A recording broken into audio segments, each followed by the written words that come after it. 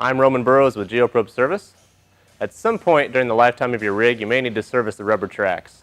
In this video, we'll show you how to remove the rubber tracks and reinstall them.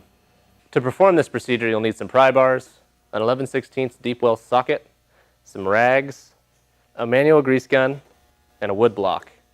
For safety, you'll need some safety glasses, gloves, jack stands, and a second person to help you lift the track. The first step is to position the machine by lifting it off the ground using the blade and the foot.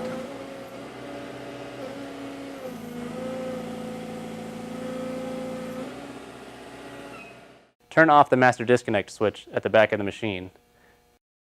Now I'm going to place some jack stands into the machine for safety.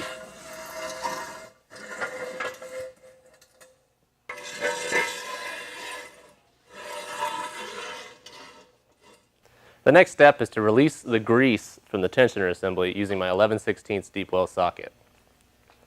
The grease zerk is in this hole. It may be covered up by a panel. Just remove that panel by removing the two bolts. I'm going to put the socket over the zerk, and I'm going to release the tension. The grease will come out, and the track will drop to the ground. You only need to release the zerk about half a turn. At this point, I'm going to have Caleb come help me. He's going to use his pry bar to lift the track up off of the center roller. I'm going to use my pry bars to walk my way down the roller while he lifts in the center.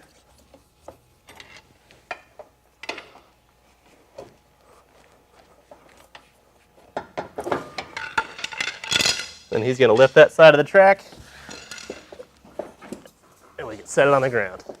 The tracks are very heavy, so be prepared for the movement when the track comes off of the assembly. Now we're ready to put the track back on. We're going to start by hanging the track on the sprocket on the end. You can see that the track is heavy and difficult to maneuver, so be careful where your fingers and hands are. The next step is to put a block of wood underneath the track to raise the bottom of the track. This just helps make the track longer as we go to position it over the idler. Now Caleb's going to once again pry up in the middle to get it over that center roller, and I'm going to walk my way back on in the back of the track.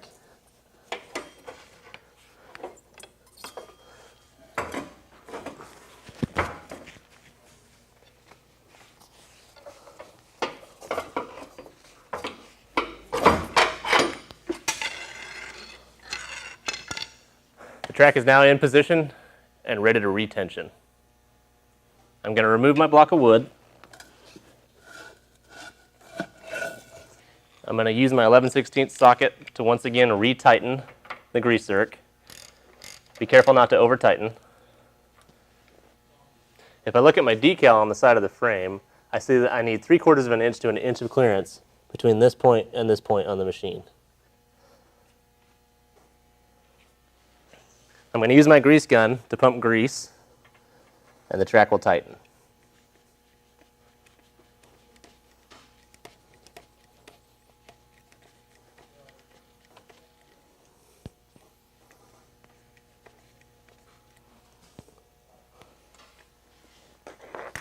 I can use a rag to remove excess grease from inside the hole.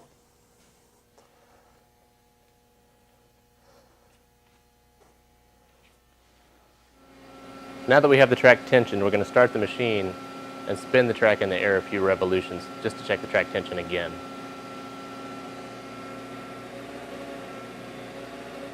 Now that I've spun the track, I'm going to recheck my track tension.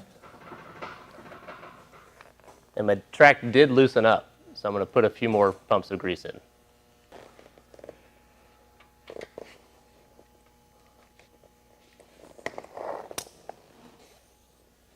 My track tension looks good again. I'm going to start the machine and spin the track one more time.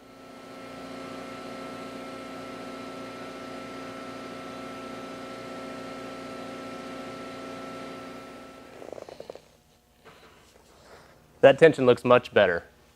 I do recommend checking your track tension at the end of your next work day just to make sure. Now that we're done, don't forget to remove the jack stands from underneath the machine before setting it on the ground. If you have any questions regarding this procedure, call Geoprobe Service.